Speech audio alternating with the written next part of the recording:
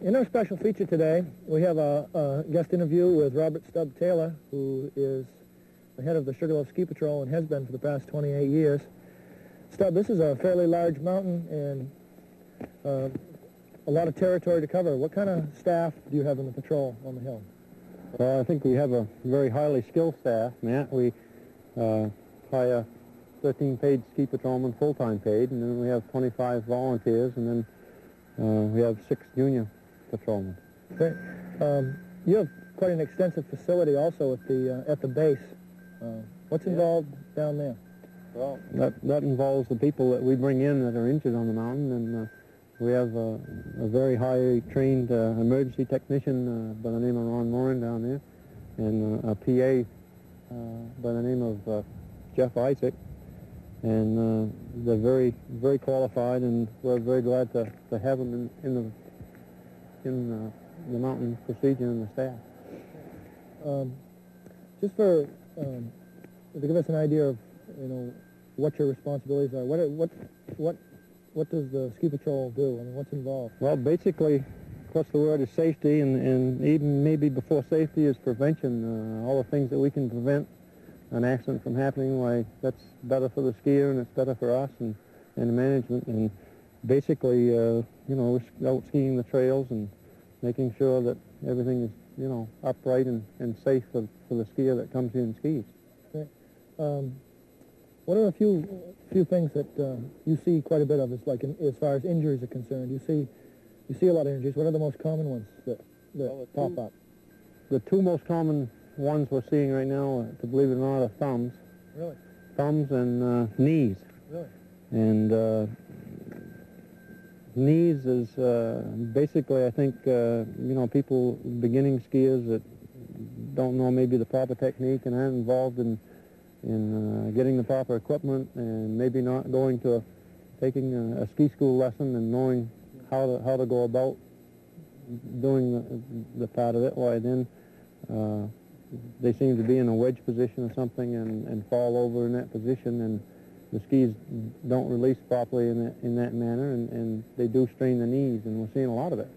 The other thing is, of course, another factor is the boots are getting higher, and we're seeing the injuries go up the leg higher. It used to be years and years ago, it was the ankle injury and the tib, the lower leg, and now it's the knee. The other thing that also you have to take into consideration is that the grooming is much advanced nowadays compared to older times, and the skiers are traveling at a much higher rate of speed. Yep. What are some things that people can do to prevent some of these common injuries? Well, basically, number one, is when you come to the area, come prepared. Don't come tired, Make sure that you plan your trip well in advance. If you do go out anywhere, tell people where you're going and make sure that you never ski alone. Make sure that, someone is with you. When you get to the area, it's a good idea to have the proper equipment. If you don't have the proper equipment, go to the ski shop and get outfitted, and then if you need lessons or you think you need lessons, there's always qualified people to do that. And basically follow, posted instructions on the hill, like riding the lifts and putting your bail down, and unload and loading procedures are very important. And then following, posted instructions on the hill for their own safety.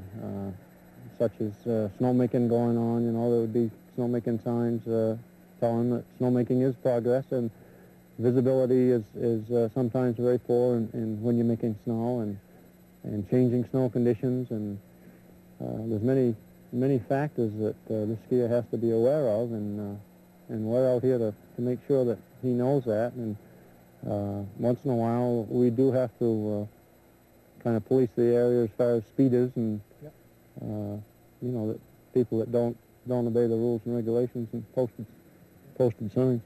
Here in the Northeast, we see a lot of cold weather, and frostbite's quite common.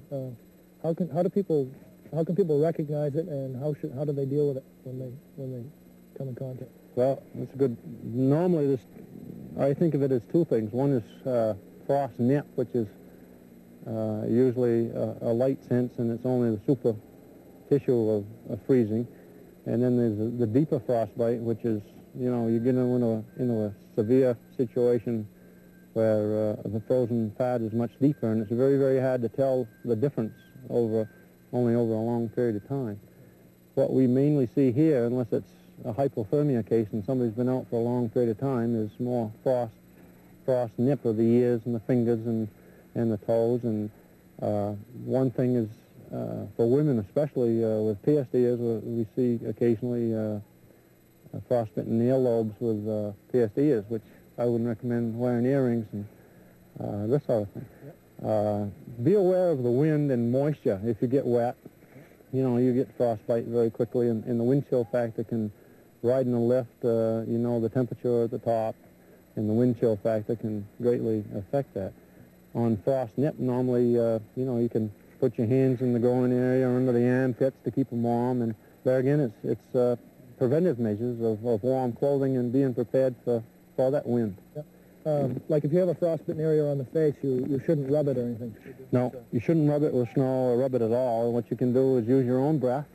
And the best thing, one other thing, is use the buddy system on cold, moist, or windy days, because you can't feel it yourself.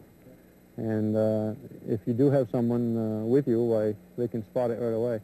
And what we do here, we put up some frostbite warning signs on the lefts at the bottom of the light, that frostbite danger day, you know, and makes people more aware of it, and hopefully they'll keep these exposed parts covered up with warm clothing. Plus, you folks are always looking for that too. Right. Yeah. You hear a lot of talk about like hill etiquette. What are a few things involved with hill etiquette? Well, basically, you know, when you start down a hill, you should look uphill for an oncoming skier. And, the uphill skier has the right of way, but generally speaking, the fastest skier and the good skier normally takes the responsibility of watching out for a beginner skier, because he knows how to turn his skis and he can keep away from a skier that's not so advanced. Like skiing to the side of the trail, too, I guess, is a good thing to practice. Right. The other thing is falling down. If you do fall down and there is a pitch below, I mean, you fall down just below a pitch, well, you should get up as soon as you can, if you're not hurt, of course, and get to the side of the trail, get going before somebody comes and plows into you. Yep. But basically, it's courtesy on the hill, and you know, it's fun for all, and it's all types. It's the old people, and it's the young little kids that are skiing, and basically, it's a fun sport as long as everybody abides to the rule. Does their part, right? Say you're skiing down the hill and you come on an injured skier. What's the procedure? I mean, it's something that every skier is probably going to run into at some point in time. You mean as a skier point of view? Yeah, like say I'm skiing down and I come up to someone who's hurt themselves, and what should I do? Basically, I think that the courtesy should be that, you know, you ask them if they're okay, and normally you're going to find out that they're not, and the only thing you can do is maybe take your packer off and keep them as comfortable as you can, keep them warm. This is one of the biggest things, is not to lose body heat. The other thing for us as patrolmen is for you as a skier to get information as quickly as you can, either to a lift if it's underneath the lift and the lift is running, to a person on the lift that you're on a certain place, and if you can remember the location of the trail and the name of the trail, it helps us tremendous, because it is a large mountain, and we have to know where we're going with a sled. Yep. And therefore, you know, quickly would be taken care of. Yeah. Putting the skis up too, like you cross the skis, or a lot of times if it's real hard, sometimes you can't get your bottoms of your skis, and you can use your ski poles. Yep. And it's the other thing is some sort of a description when you send someone to call, or if you're telling someone about the accident, is some type of clothing that they have, and maybe if you're on one side of the trail or the other, whether the person is laying down or standing up. This means a lot to us, so that we can visualize that person when they come into the sled. Super, Stub. Thank you very much. Yeah, very good.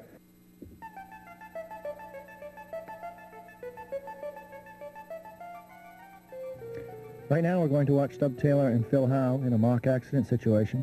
Then we're going to take a look at some freestyle ballet skiing.